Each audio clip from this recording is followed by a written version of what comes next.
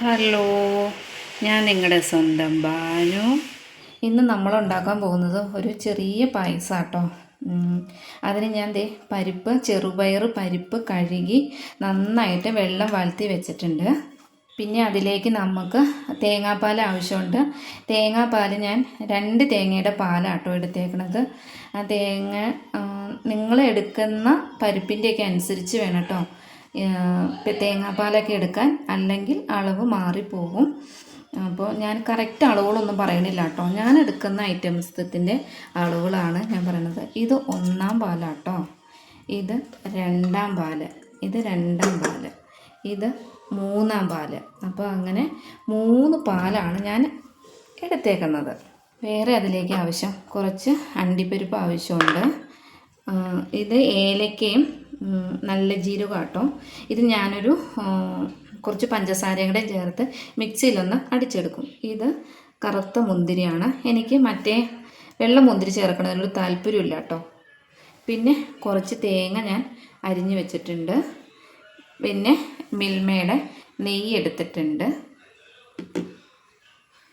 ഇതിപ്പോൾ ഞാൻ വീഡിയോ വലിച്ച് നീട്ടാതെ ഇരിക്കാനാട്ടോ ഇതെല്ലാം ഒന്ന് അടുപ്പിച്ച് വെച്ചിട്ട് കാണിച്ചു തരുന്നത്.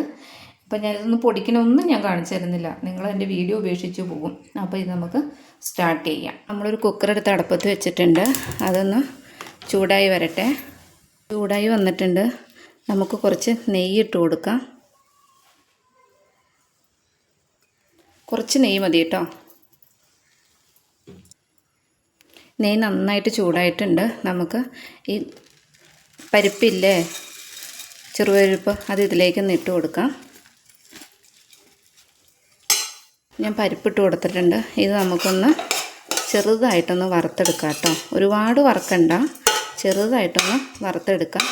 അപ്പോൾ പായസത്തിന് നല്ലൊരു ടേസ്റ്റ് ആയിരിക്കും കേട്ടോ. പച്ചയ്ക്ക് വേവിക്കണേക്കാളും പായസം ഉണ്ടാക്കണേക്കാളും നല്ലത്.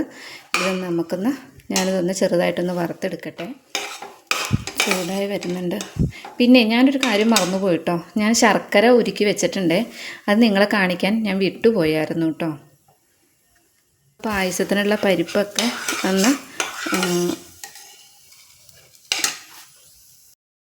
നമുക്ക് പരിപ്പ് നെയ്യ് കിടന്നിട്ട് വറന്ന് കിട്ടിയിട്ടുണ്ട്. ഇനി അതിലേക്ക് നമ്മൾ 3-ാം പാലില്ലേ, അത് ഒഴിച്ചു കൊടുക്കണം.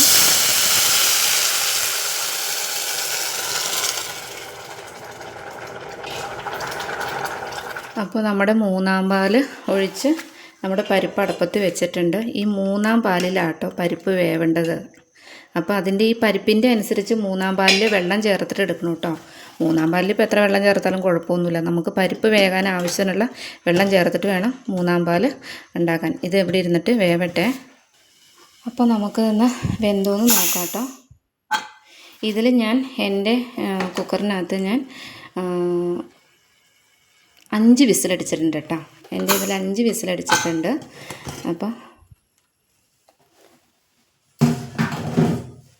ഫുൾ ഫ്ലെയിമിലിട്ടിട്ട് 1 വിസിലും ബാക്കി സിമ്മിലിട്ടിട്ട് 4 വിസിലും അടിച്ചിട്ടുണ്ട്. നമുക്കിതൊന്ന് നോക്കാം. നമുക്ക് അത്യാവശ്യം നല്ല രീതിക്ക് തന്നെ വെന്ത് കിട്ടിയിട്ടുണ്ട്. നമുക്കിനി വേറൊരു പാത്രത്തിലേക്ക് മാറ്റാം.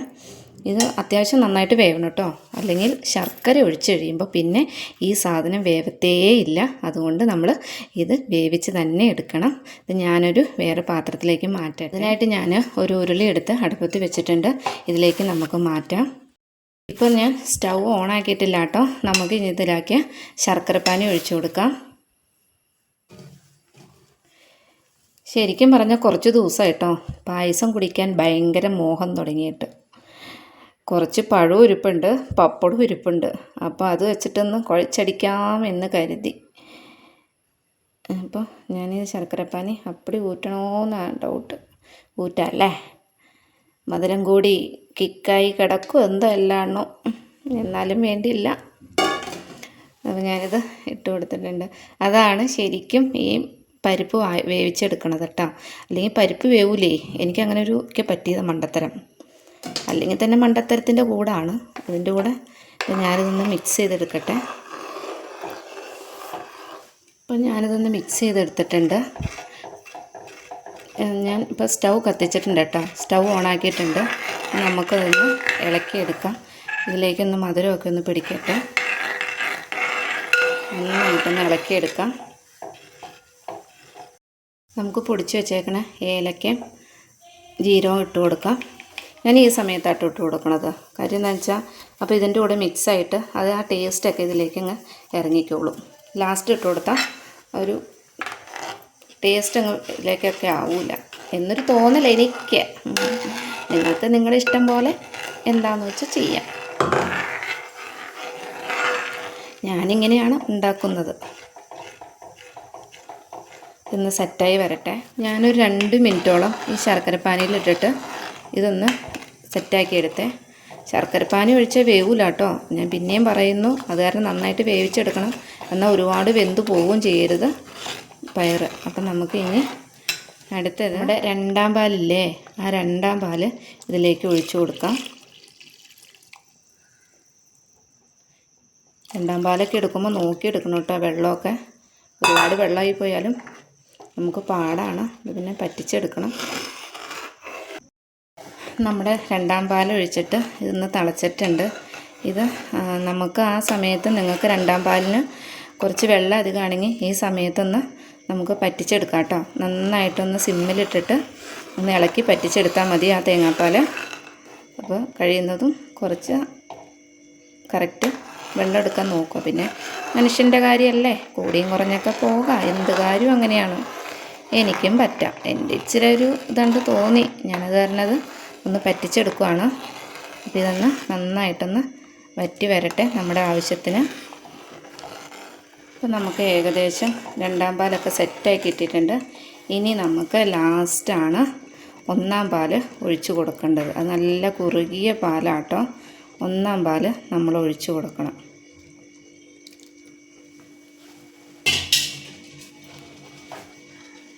ഒന്നാം പാൽ ഒഴിച്ചു കൊടുത്തിട്ട് തിളയ്ക്കണ്ട. ഇതൊന്ന് സെറ്റാക്കി എടുക്കട്ടെ. ഒന്ന് ഇളക്കി ഒന്ന് സെറ്റാക്കി എടുത്താൽ മതി. ഞാൻ ഇളക്കി സെറ്റാക്കി എടുക്കട്ടെ. 1ാം പാൽ ഒഴിച്ച് ഞാനൊന്ന് സെറ്റാക്കി എടുത്തിട്ടുണ്ട്. പയ്യെ ഒന്ന് ചൂടാവുമ്പോൾ നമുക്കിത് വാങ്ങാം കേട്ടോ. അല്ലാതെ പിരിഞ്ഞു പോവും. അത് കാരണം ഒന്ന് ചൂടായിട്ട് നമുക്ക് വാങ്ങാം. ചിലവർ ഈ സമയത്ത് ഉപ്പൊക്കെ ഇട്ട് കൊടുക്കണമാണ് കേട്ടോ. ഒരു നുള്ള് മധുരം ബാലൻസ് ചെയ്യാം. പക്ഷെ ഞാൻ ഇടാറില്ല കേട്ടോ. എനിക്കതൊന്നും ഇഷ്ടമില്ല. ഞാനിങ്ങനെയാണ് ഉണ്ടാക്കുന്നത്.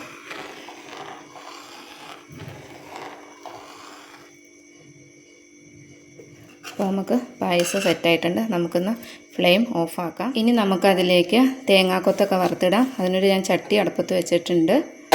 ഒന്ന് ചൂടായി വരട്ടെ. ചട്ടി ചൂടായി വന്നിട്ടുണ്ട്. നമുക്ക് നെയ്യിട്ട് കൊടുക്കാം. നിങ്ങളുടെ ആവശ്യത്തിന് നെയ്യിട്ട് കൊടുത്തോട്ടോ.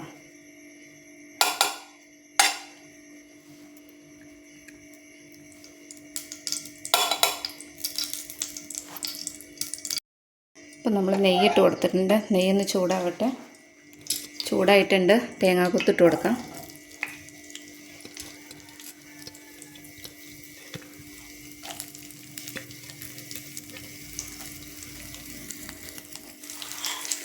ഇത് നെയ്യ് കിടന്നൊന്ന് നന്നായിട്ടൊന്ന് മുരിഞ്ഞ് വരട്ടെ കേട്ടോ.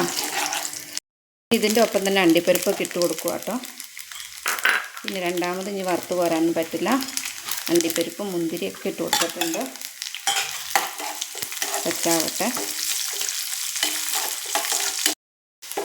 അപ്പോൾ നമുക്കിതെല്ലാം ഒന്ന് മൂത്ത് കിട്ടിയിട്ടുണ്ട്. ഇത് നമുക്ക് പായസത്തിലേക്ക് നേരെ തട്ടാം.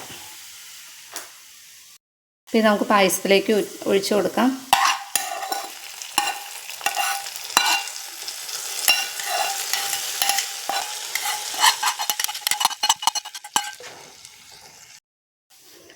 നമ്മൾ പായസത്തിലേക്ക് നേരെ തട്ടിയിട്ടുണ്ട്. അപ്പോൾ അതവിടെ കിടക്കട്ടെ, ഇളക്കണ്ട. ഇനി നമുക്ക് ഇതിങ്ങനെ തന്നെ ഒന്ന് മൂടി വെക്കണം കേട്ടോ. കുറച്ച് നേരത്തേക്കൊന്ന് മൂടി വെക്കണം. ആ നെയ്യിൻ്റെയൊക്കെ മണമൊന്നും പോകാതെ ഒന്ന് റെഡിയായി കിട്ടട്ടെ. ഒന്ന് കുറച്ച് മൂടി വയ്ക്കാം. അപ്പം ഞാനിതൊരു മൂടി വെച്ചിട്ട് ഒരു 10 മിനിറ്റായി. ഞാനൊന്ന് തുറക്കുവാണ്. അപ്പം നമ്മുടെ അടിപൊളി പായസം റെഡി ആയിട്ടുണ്ട്. അപ്പോൾ നമ്മുടെ പായസം റെഡി ആയിട്ടുണ്ട്. ഞാൻ ഇങ്ങനെയാണ് പായസം ഉണ്ടാക്കുന്നത്. അപ്പോൾ നിങ്ങൾക്ക് ഇഷ്ടമായോ? വന്നാൽ ഒരേ ഗ്ലാസ് കുടിക്കാം. അപ്പോൾ നമ്മുടെ വീഡിയോ ഇന്നത്തെ ഇത്രയൊക്കെ ഉള്ളൂ. ടാറ്റാ.